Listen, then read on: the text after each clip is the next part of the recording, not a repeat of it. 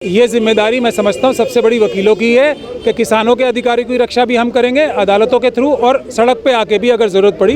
ये सिर्फ एडवोकेट समूह, ये तो जन आंदोलन है। ये जो देश चला रहे हैं ना, ये संविधान के हिसाब से नहीं चला रहे हैं, ये अपनी मनुवादी के हिसाब से चला रहे हैं, आरएसएस के हिसाब से सारा सब कुछ हो रहा है। मैं पहले तो मोदी जी के बारे में बता दूं, वो जब भी पब्लिक प्लेटफॉर्म पर आते हैं बोलते हैं ना, वो हिटलर को पढ़ के आते हैं। उनकी वही बातें होती हैं जो हिटलर कहा करता था। देखिए, जब वकील खड़े हो जाएंगे तो सबके कानों पे जूं नहीं हाथी रेंगेंगे, आप चिंता मत कीजिए। बहुत अच्छी बात है, आंदोलन जीवी है तो आंदोलन से ही जिंदा रहना, आंदोलन से निकल कर बाहर आना, देश के फिर काम आना अच्छी बात है।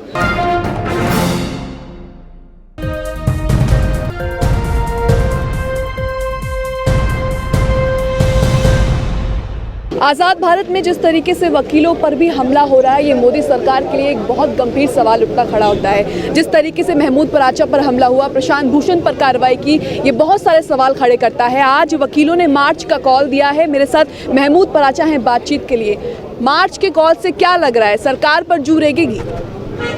देखिए, जब वकील खड़े हो जाएंगे तो सबके कानों पे जूं नहीं हाथी रेंगेंगे, आप चिंता मत कीजिए।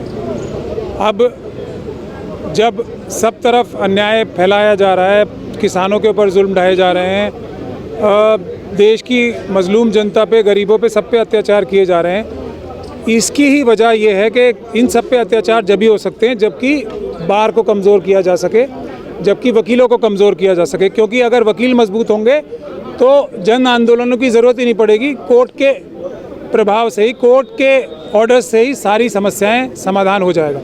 इसीलिए वकीलों पे हमला हो रहा है, ताकि संविधान को कमज़ोर किया जा सके, ताकि देश में न्यायिक प्रणाली को कमज़ोर किया जा सके। तो अब जब वकील सामने आ रहे हैं तो हमारी डिमांड आज सबसे महत्वपूर्ण ये है कि वकीलों के अधिकार की रक्षा के लिए एक एडवोकेट्स प्रोटेक्शन एक्ट आना चाहिए। जब तक वो नहीं आ रहा तो जो अधिनियम 142 है, आर्टिकल 142 है सुप्रीम कोर्ट का, इसके पास जिसमें इनहेरेंट पावर्स हैं, उसका इस्तेमाल करके सुप्रीम कोर्ट गाइडलाइंस तय करे, जैसी बहुत सारे दूसरे मुद्दों पे भी कर चुकी है, और कानून ऐसा माना जाएगा सुप्रीम कोर्ट की गाइडलाइंस को ही, जिससे वकीलों के अधिकार की रक्षा हो सकेगी, जिससे वो आज़ादी के साथ अपनी प्रैक्टिस कर सकेंगे और उनके साथ कोई जुल्म ज्यादती नहीं हो पाएगी।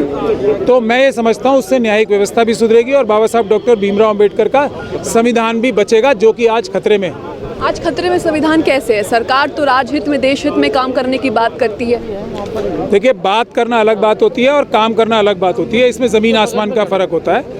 जिस तरीके से किसान आंदोलन कर रहे हैं, कोई वो अपने लिए आंदोलन नहीं कर रहे हैं। कल देश की हर एक जनता को, आम जनता को 1 रुपये की चीज़ खाने की 10 रुपये में खरीदनी पड़ेगी, तो 10 गुना रेट बढ़ जाएंगे। तो किसान तो पूरे देश की लड़ाई लड़ रहे हैं। उसी प्रकार से जो दूसरे लोग हैं, जो गरीब लोग हैं, जो आदिवासी हैं, जो SC STs OBCs लोग हैं, जो माइनॉरिटीज़ हैं, वो भी सिर्फ अपनी लड़ाई नहीं लड़ रहे हैं, सब गरीबों की लड़ाई लड़ रहे हैं, सब इस देश की आम जनता की लड़ाई लड़ रहे हैं। तो उन सब की लड़ाई में सबसे बड़ा भागीदार अगर कोई हो सकता है तो वो वकील हो सकते हैं, क्योंकि वो कोर्ट से, अदालत से न्याय दिलवा सकते हैं। इसीलिए सबसे पहले वकीलों की सुरक्षा बहुत आवश्यक है, जिसके लिए आज आपने संविधान खतरे की बात कही, लेकिन जिस तरीके से लोगों को आना चाहिए इस बात की गंभीरता को समझने के लिए, शायद वो लोग नहीं आ पा रहे, नहीं समझ पा रहे कि संविधान खतरे में, हमारे हकों का हनन हो रहा है, इसलिए आगे नहीं आ पा रहे। देखिए, वकील आगे आ रहे हैं, आप देख रहे हैं कितने वकील हैं आज यहाँ पर। तो ये जिम्मेदारी मैं समझता हूँ सबसे बड़ी वकीलों की है कि किसानों के अधिकारों की रक्षा भी हम करेंगे अदालतों के थ्रू और सड़क पे आके भी अगर ज़रूरत पड़ी। लेकिन पहले हमें वकीलों की सुरक्षा के लिए ये कानून लाना है, जो कि हम सुप्रीम कोर्ट तो ये आज भी ला सकती है कानून, धारा 142 में। तो इसीलिए हम सुप्रीम कोर्ट पे मार्च कर रहे हैं। इसके बाद किसानों के लिए भी, तमाम जो गरीब और पिछड़े वर्ग हैं, उनके लिए वकील ना सिर्फ कोर्टों में आज भी लड़ रहे हैं और मजबूती से लड़ेंगे, बल्कि सड़कों पे आके भी लड़ाई छेड़ी जाएगी। कर रहे हैं, क्या लग रहा है सरकार को कोई फर्क पड़ेगा? क्योंकि किसान आंदोलन भी तो इतने टाइम से हो रहा है। डेमोक्रेसी में क्या होता है, हम ही और आप डिसाइड करने वाले होते हैं। आप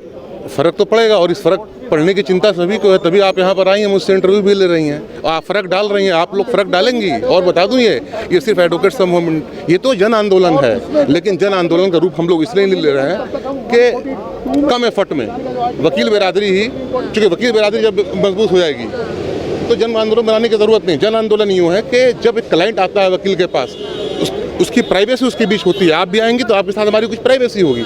उस प्राइवेसी में डायरेक्ट दखल है, जबकि इसके लिए लॉ है, उसके बाद भी दखल है। तो ये जो दखल है, ये इससे कौन अफेक्टेड होता है? अल्टीमेटली आप अफेक्टेड होती हैं, जनता अफेक्टेड होती है। वकील सिर्फ अफेक्टेड नहीं होता, जनता अफेक्टेड होती है। तो ये जन आंदोलन बन सकता है, लेकिन अभी उसकी ज़रूरत नहीं है। हम लोग काफ़ी हैं, हम लोगों को न्याय दिलाने का काम करते हैं, लोगों के लिए वकालत करते हैं। अपनी वकालत तो हम खुद भी कर सकते हैं जब वकील मजबूत होगा। हमारे महमूद भाई ने कहा कि जब वकील मजबूत होगा, जन आंदोलन तो है, बनाने की जरूरत नहीं पड़ेगी। जब वकील मजबूत होगा तो जन आंदोलन की जरूरत ही नहीं पड़ेगी। फिर तो प्रधानमंत्री आपको भी बोलेंगे कि आप भी आंदोलन जीवी हैं। प्रधानमंत्री तो हम आंदोलन जीवी हैं। आंदोलन जीवी होना एक डेमोक्रेसी की खूबसूरती है, बहुत अच्छी बात है। आंदोलन जीवी हैं तो आंदोलन से ही जिंदा रहना, आंदोलन से निकल कर बाहर आना, देश के फिर काम आना अच्छी बात है। हमारे स्वतंत्रता सेनानी सारे आंदोलन, और ऐसे बताऊं आपको कि आंदोलन नहीं होता तो आज़ादी नहीं मिलती। सर जी हाँ, बिल्कुल पूरे दुनिया में, पूरी दुनिया की हिस्ट्री रही है, फिर लोग आंदोलन जीवी रहे। आंदोलन जीवी बनकर तो देखो, आंदोलन जीवी लोग बनते कहाँ हैं? सुप्रीम कोर्ट या न्यायालय की बात करें, न्याय पे बात करें तो लोगों का भरोसा बहुत कमज़ोर हो रहा है। इसकी क्या वजह हो सकती है और क्या हल है इसका? इसमें जो सुप्रीम कोर्ट के जो भरोसा हो रहा है, एक्चुअली क्या है, सुप्रीम कोर्ट के जो जजेज हैं उनको अपने आप ही रिस्ट्रेन करना चाहिए। जो जैसे अब ये गोगोई साहब ने जो अपॉइंटमेंट ली है, तो इनको या तो गवर्नर बना चाहिए या MP बना चाहिए। मतलब इनको ये 65 साल के बाद भी ये शांति से नहीं है, ये चाहते हैं 65 साल के बाद भी इनको वाइजेड सुरक्षा मिलती रहे और इनको सारी प्रिविलेज जब तक ये मरे ना, जब तक ये मिलता रहे, जो कि खिलाफ है। अगर इनको ये प्रिविलेज ना मिले तो ये जो है जुडिशरी अनबायस वे में बात करेगी, क्योंकि इनको आगे सरकार से कुछ उम्मीद रहती है, इसलिए सरकार के हक में फैसला सुनाते हैं ये।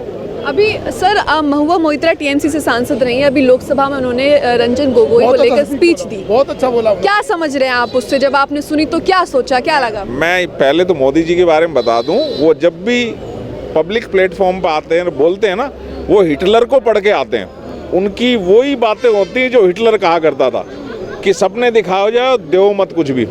और मैडम ने बहुत अच्छी खिंचाई की है हमारे रंजन गोगोई जी की, कि उन्होंने इस लालच में राम मंदिर वाला फैसला दिया, इसी लालच में बाकी फैसले दिए हैं। 3 तलाक वाला भी, राफेल वाला भी, राफेल वाला फैसला इसी लालच में दिया था, जिसके वो खुद हेड थे। राम जन्मभूमि का अगर आप देखेंगे तो उसमें 142 जो कि सुप्रीम कोर्ट के जजों के पास स्पेशल पावर, उसके तहत फैसला दिया। अदरवाइज उनका कोई बेस बन नहीं रहा था राम मंदिर का। अब कोई राम मंदिर वहाँ बनना चाहिए।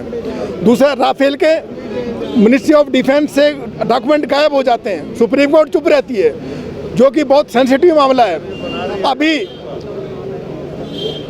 उसी अर्नब गोस्वामी का, जिसके चैट्स पे ये खुफिया एजेंसियों ने जो ये किया है, उसके पास सारी जानकारियां थी। उस चैट में ये भी कहा अर्नब गोस्वामी ने, जजों को मैंने खरीद रखा है। हाँ, वो भी कहा। उसके बाद भी जजेस हमारे चुप है, जबकि वो सुमोटो एक्शन लेकर उसको जेल में डाल सकते हैं। हाँ, क्योंकि वो जो है वो मोदी के आदमी है, अमित शाह के आदमी है, बीजेपी के जनसंघी है, इसलिए कोई कार्रवाई नहीं हो रही है। उनकी जगह अगर कोई और होता, मान लो, तो अभी तक वो जेल में होता। सर, इन्होंने अभी कहा अर्नब गोस्वामी वाला मामला, अर्नब गोस्वामी की चैट लीक हुई, उसमें साफ साफ लिखा गया, साफ साफ पढ़ा गया कि जजों को मैंने खरीद रखा है। उसके बाद भी कोई न्यायालय सामने नहीं आता, हाई कोर्ट का जज नहीं आता, सुप्रीम कोर्ट का जज नहीं आता, कि आप कैसे कह सकते हैं? मैडम, इसमें देखो कि अब जो देश चला रहे हैं ना, ये संविधान के हिसाब से नहीं चला रहे हैं, ये अपनी मनुवादी के हिसाब से चला रहे हैं। RSS के हिसाब से सारा सब कुछ हो रहा है। अगर ये संविधान के उसके हिसाब से चलाएं तो कहीं ना कहीं किसी की कोई तो सुनवाई होगी। कभी ये हिंदू मुस्लिम वाला चक्कर चला देते हैं, कभी किसी को आतंकवादी घोषित कर देते, कभी किसी का भी। अब ये जो अभी हमारे वकील साहब के साथ है, ये क्या है, क्या हो रहा है? एक तो ये हो सकता है कि ये एडवोकेट है और माइनॉरिटी से है, मुस्लिम माइनॉरिटी से। दूसरे, ये कांग्रेस से जुड़े हुए। तो आजकल बीजेपी तो बिल्कुल किसी को चाहती नहीं है, न तो नरेंद्र मोदी, ना क्या नाम है अमित शाह, कोई भी ये चाहते ही नहीं है कि जो कुछ है हम ही कर रहे हैं। लेकिन ये मैडम हमेशा नहीं चलेगा और न चलेगा जब तक जागरूक नहीं है कुछ लोग, और वकीलों में भी जब तक पूरी तरह जागरूक नहीं, जब तक कुछ नहीं होगा। मैं ये कह रहा हूँ कि ये गांधी का देश है। कौन नहीं जानता, हमारे इस प्रजातंत्र में कौन सा ऐसा व्यक्ति है जिसने नेशनल मूवमेंट के बारे में थोड़ी भी जानकारी है? वो कौन नहीं जानता कि वकीलों ने उस आंदोलन को कैसे खड़ा किया, अपनी विचार दी, एक विचारधारा के तहत पूरा जनमानस तैयार किया। अगर हम वकीलों के चैम्बर में हम जहां असिस्टेंस दे रहे हैं, हमारा अपना कुछ है, कोई पर्सनल इंटरेस्ट है, आप पुलिस पकड़ कर लाती है, अनाप शनाप सारा चीज़ लिख देती है, अरेस्ट कर लेती है, अरेस्ट मेमो में नहीं होता, बाद में सर्च मेमो में दिखा देती है। उनकी मनमानी तो नहीं चल सकती ना, यहाँ रूल ऑफ लॉ है। हमने एक कॉन्स्टिट्यूशन बनाया, उस कॉन्स्टिट्यूशन के तहत रूल ऑफ लॉ है, हम उस रूल ऑफ लॉ का पालन करेंगे। कोई भी आप हो, मैं हूं। ऐसा क्यों लग रहा है आपको कि सरकार संविधान के विरुद्ध जा रही है? सरकार संविधान के, आप बताओ रूल ऑफ लॉ में क्या है, क्या कॉन्स्टिट्यूशनलिज्म फॉलो हो रहा है, आप बताओ। इधर जो अभी हमारे वरिष्ठ भाई ने कहा, कौन सा ऐसा सुप्रीम कोर्ट ने क्या, जिस समय माइग्रेंट लेबरर्स जा रहे थे, क्या ये 142 उस समय नहीं इन्वोक करना चाहिए?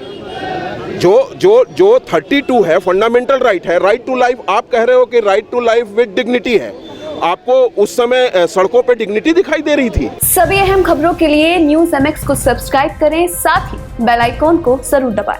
लाइक, शेयर, कमेंट करना ना भूलें।